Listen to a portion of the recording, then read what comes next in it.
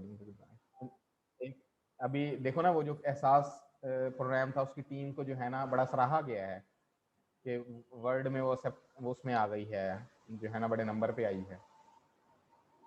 तो अगर आप उस चीज़ को गौर करो तो टीम आजकल ना टीम को जो है ना बड़ी इंपॉर्टेंस दी है, ग्रुप्स को बड़ी इंपॉर्टेंस दी जा रही है कि भाई ये ग्रुप्स जो है ना वो बड़ी इंपॉर्टेंट हैं। टीम्स किसी भी टास्क को अगर आपने परफॉर्म करना है तो आप उसकी बेहतर अच्छी टीम बना लें तो वो टास्क परफॉर्म हो जाएगा।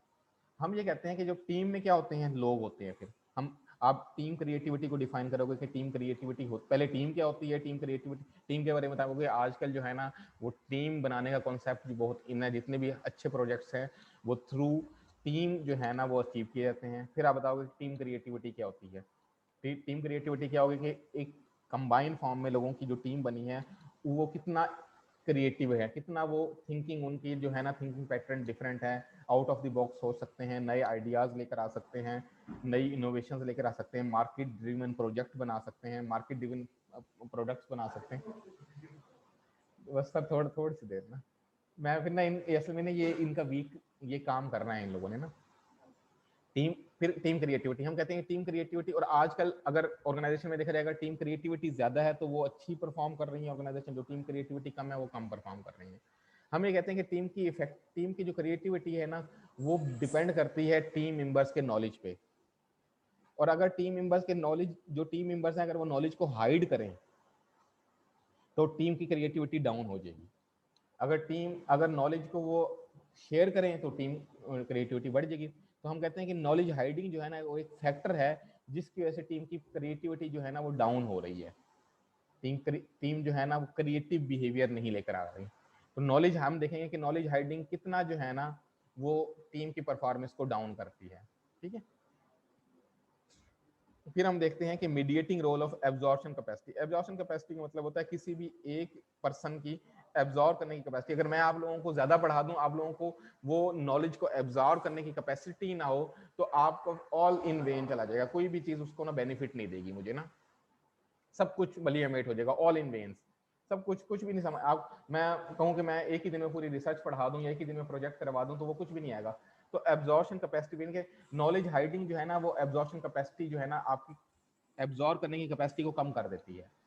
और वो एब्जॉर्प्शन, आपको एब्जॉर्ब करने की कैपेसिटी कम हो जाती है तो आपको टीम क्रिएटिविटी भी डाउन हो जाती है। तो हम कहते हैं कि पहले तो हम देखेंगे कि नॉलेज हाइडिंग का आपकी टीम क्रिएटिविटी पे क्या इफेक्ट आता है, फिर नॉलेज हाइडिंग का एब्जॉर्प्शन कैपेसिटी पे क्या इफेक्ट आता है, फिर एब्जॉर्प्शन कैपेसिटी का आपकी टीम क्रिएटिविटी पे क्या इफेक्ट आता है, और फिर इन तीनों का कंबाइन के नॉलेज हाइडिंग कितना एब्जॉर्प्शन कैपेसिटी को इफेक्ट करती है और एब्जॉर्प्शन कैपेसिटी कितना टीम क्रिएटिविटी को इफेक्ट करती है। तो हम इन सब चीज़ों को इन्वेस्टिगेट करेंगे। अब आपने क्या करना है, अपने जो रिसर्च टॉपिक आपको दिया हुआ है, रिसर्च आर्टिकल दिया हुआ है, उसका जो है ना इंट्रोडक्शन पढ़ना है।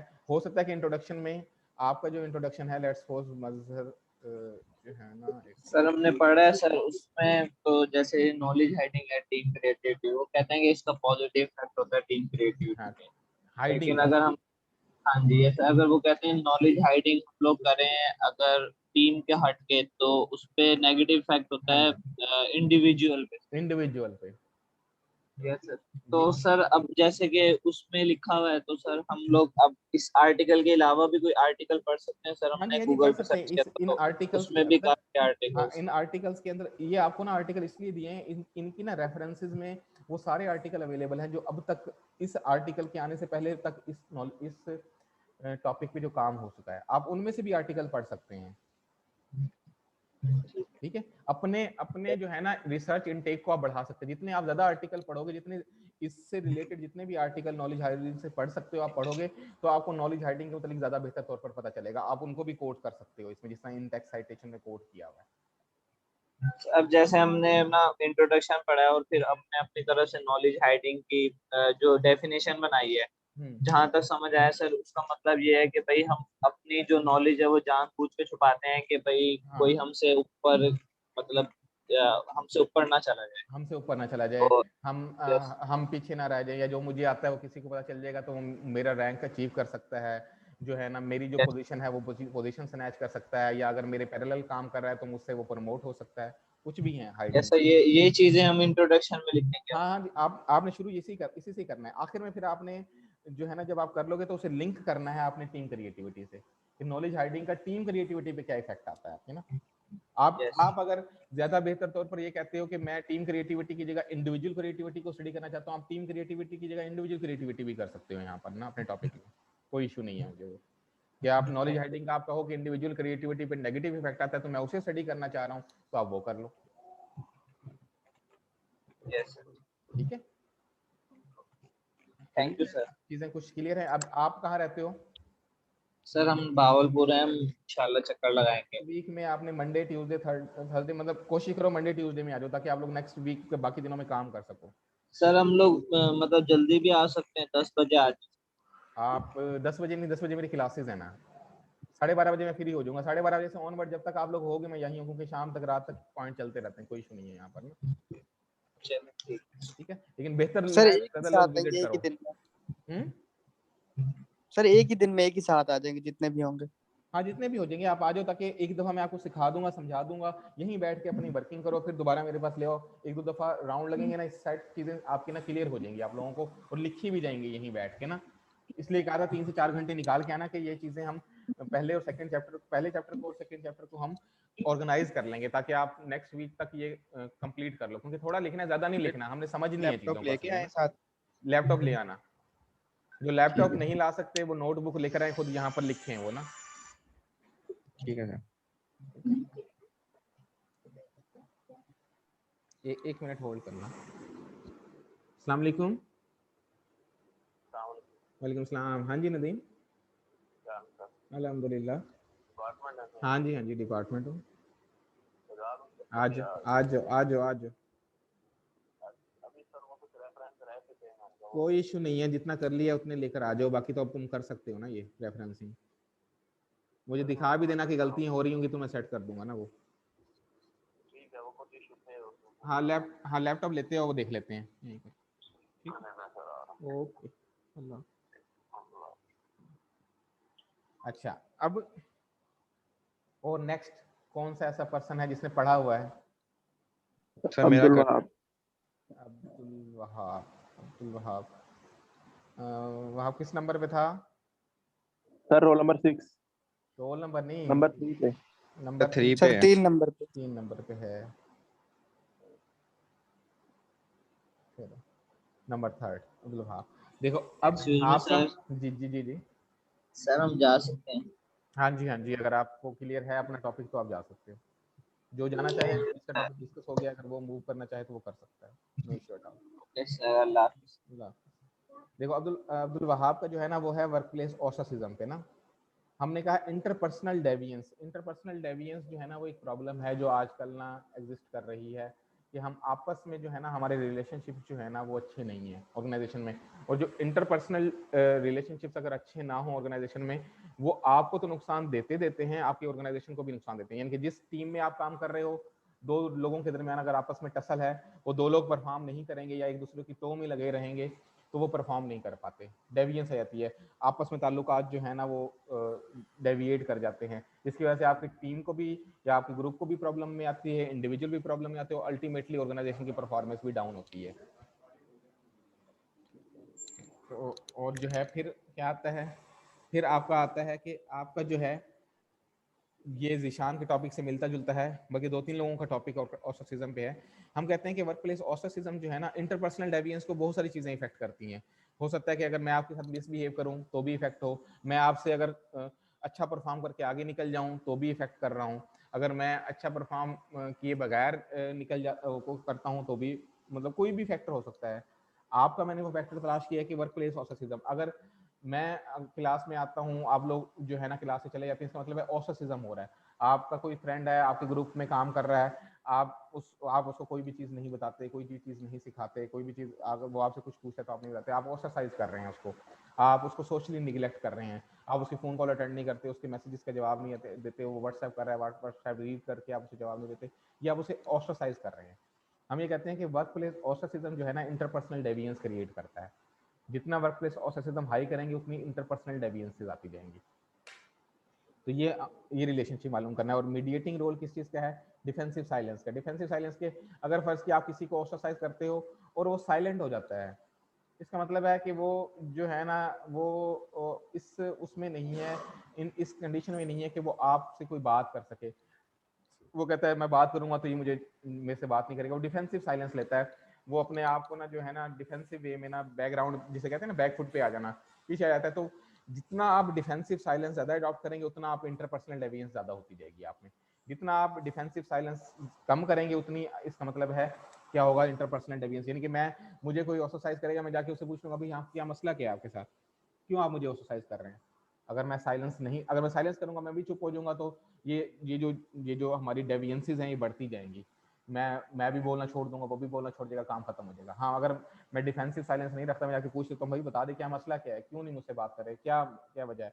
हो सकता है कि वो हम मामला को रिजॉल्व कर लें, तो वो हमारा जो ऑस्ट्रासिज्म है वो खत्म हो जाए। तो ये हमने सर देखा। डिफेंसिव साइलेंस मतलब कि अंदर ही अंदर चुप इख्तियार कर हम लेता है अपने वो आप को लोग ना अंदर। डिफेंसिव रखते हैं। हम कहते हैं अगर मैं बोलूंगा तो मुझे पता नहीं क्या कह देंगे, नहीं बस चुप यस करके सर। बैठा रहूँ, मैं डिफेंड कर रहा हूँ अपने आप को ना। तो ये आपके ना जी सर। साइलेंस की बहुत सारी किस्में हैं, टाइप्स हैं। आप उसमें से आपने एक टाइप को जो है ना, जिसे हम डिफेंसिव साइलेंस का है ना, आपने उसको पढ़ना है सिर्फ ना। ठीक है सर। ये आपका और है sir ji. Emotional exhaustion. Emotional exhaustion जो है ये एहतशाम का है, वो कहाँ है? सर ये है ना defensive silence and emotional exhaustion. नहीं, इमोशनल सर मेरा एग्जॉशन आपने नहीं करना, इसलिए मैंने इस आपके जो आपका जो टॉपिक है ना उसे दो हिस्सों में तकसीम किया था आपके वाले। वो एहतशाम के पास भी यही है आर्टिकल, अच्छा। लेकिन उसने क्या करना है, उसने वर्कप्लेस ऑस्ट्रेसिज्म और इंटरपर्सनल डेविएंस को स्टडी करना है, लेकिन मीडिएटिंग रोल किसका लेना है? इमोशनल एग्जॉशन का लेना है। आपने मीडिएटिंग रोल, बाकी चीजें आपकी सेम है, मीडिएटिंग रोल ठीक है डिफरेंट सर। है। ठीक है कहाँ सर। एहतशाम है?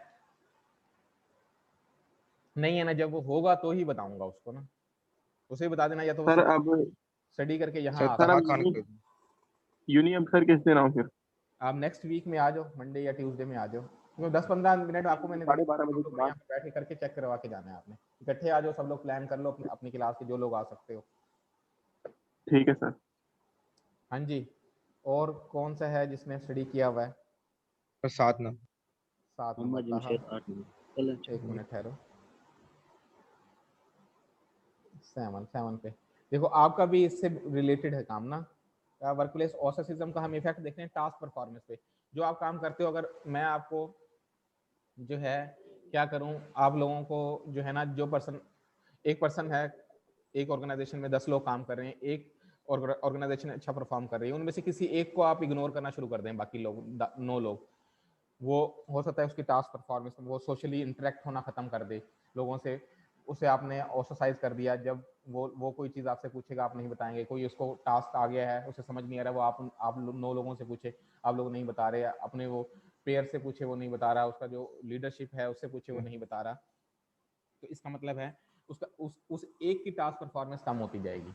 हो सकता है कि उसके पास कोई ऐसा नॉलेज हो जिसकी आपको जरूरत है, वो भी नहीं बताएगा आपको, हो सकता है आपकी परफॉर्मेंस भी थोड़ी कम हो।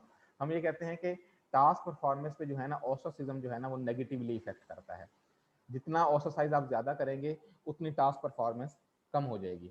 और इसमें जो रोल है ना, रोल ऑफ या मीडिएटिंग रोल कह लो आप उसे, mediating role of perceived stress. अगर ऑस्ट्रासिज्म जो है ना वो स्ट्रेस क्रिएट कर देता है आपको, आप स्ट्रेस में आ जाते हो, यानी मुझसे क्यों नहीं बोल रहा, ये मेरा दोस्त था, हम पूरे 2 साल इकट्ठे रहे हैं, हम आपस में जो है ना इकट्ठे काम किया है, अभी मुझसे बात नहीं कर रहा, मेरी कोई रिप्लाई नहीं करता, सोशली एक्सक्लूड कर दिया है, कभी मेरे पास चक्कर नहीं लगाता, हम बैठते नहीं है, ये मतलब कोई चीज़ से पूछी जाए तो नहीं बताता। तो अगर आप स्ट्रेस में आ जाते हैं तो ज़्यादा टास्क परफॉर्मेंस आपकी इफेक्ट हो सकती है। अगर हो सकता है अगर आप स्ट्रेस में नहीं आते तो टास्क परफॉर्मेंस आपकी कम इफेक्ट हो नेगेटिवली ना। Yes sir. तो आपने भी इसी तरह करना है कि टास्क परफॉर्मेंस से स्टार्ट करना है कि आपकी प्रॉब्लम क्या है, वो है टास्क परफॉर्मेंस। फिर हमने उसे यस लिंक सर। करना है वर्कप्लेस ऑस्ट्रासिज्म से। फिर हमने देखना है कि सही स्ट्रेस है। कैसे मीडिएट कर सकता है उसे ना। ठीक है सर। ठीक है। हाँ जी। Yes sir. हाँ 8 जी नंबर पे सर। जमशेद 8 नंबर पे।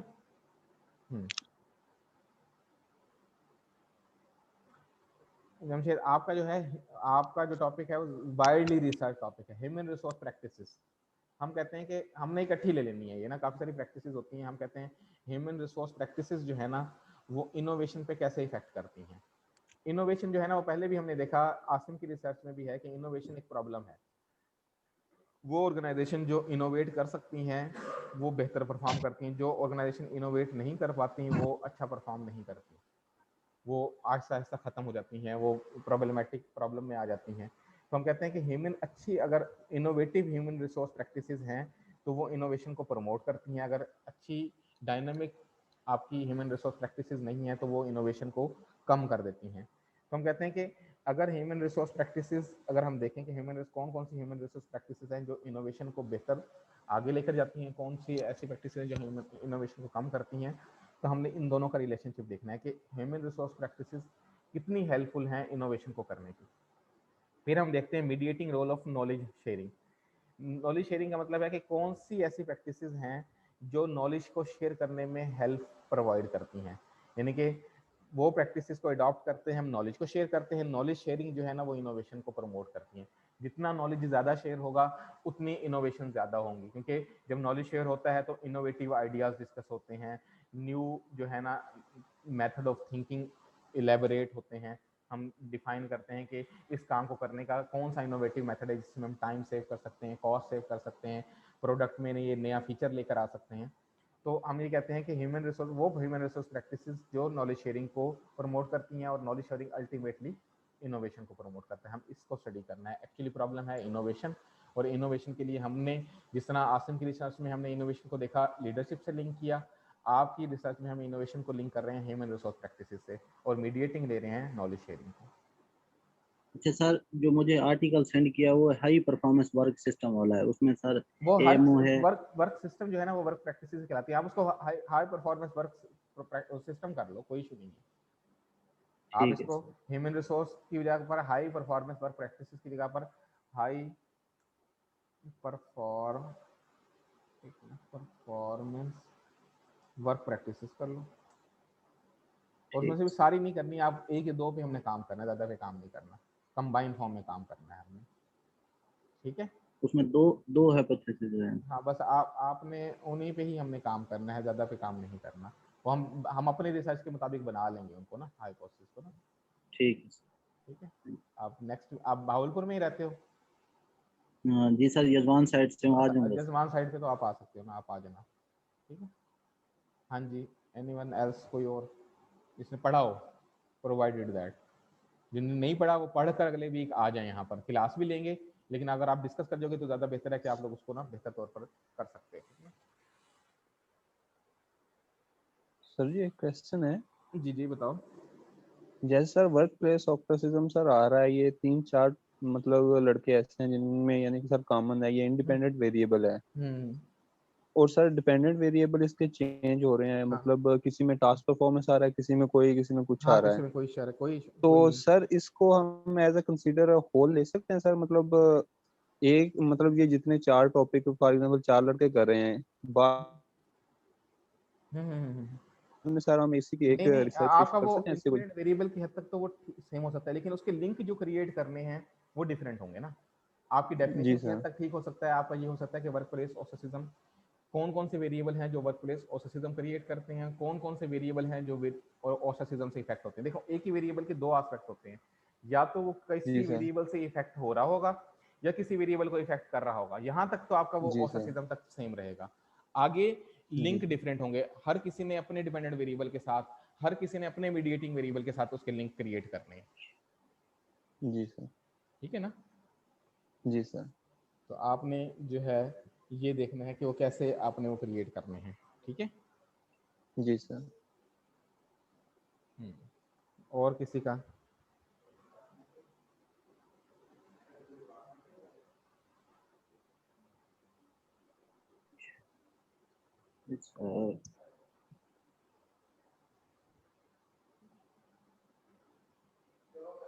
ठीक है, चलें इसे मीटिंग खत्म करते हैं। अब आप लोग पढ़ें और नेक्स्ट वीक ना सबने चक्कर लगाना है बिफोर क्लास, ताकि हम इसको रिफाइन कर सकें। जो नहीं पढ़ सके काइंडली वो पढ़ लें। मैं नहीं चाहता यार किसी को भी, अब सर 8th सेमेस्टर है उसमें कोई मसाइल हों, मैं बिल्कुल भी नहीं चाहता। मैं चाहता हूँ टाइमली डिग्री मिले, टाइमली आप लोग मार्केट में जाएं इंशाल्लाह सर। इंशाल्लाह। सर पेपर का कोई शेड्यूल का पता चला है, ऑनलाइन हो गए या अभी फिजिकल? अभी आज या कल में पता चलेगा, अभी कोई डिफाइन नहीं। पहले तो ऑनलाइन का सिलसिला चल रहा था, लेकिन अब जो है ना वो नहीं है ऐसा ना। अभी सर जी आज अगर इन्होंने इंस्ट्रक्शन दी हैं कि पीएचडी और जिनकी रिसर्च वगैरह चल रही है वो यूनिवर्सिटी आ सकते हैं, सर फिर तो हाँ हॉस्टल इन्होंने अलाउ कर दिए होंगे। हाँ जी, अलाउ कर दिए हैं हॉस्टल में। आप आ जी सकते हो, सर। जो हॉस्टल में रहना चाहे वो आ सकता है, हॉस्टल ज्वाइन कर सकता है। जी सर। ठीक है, जी सर। चलें, ठीक है फिर। ठीक सर, अल्लाह हाफिज।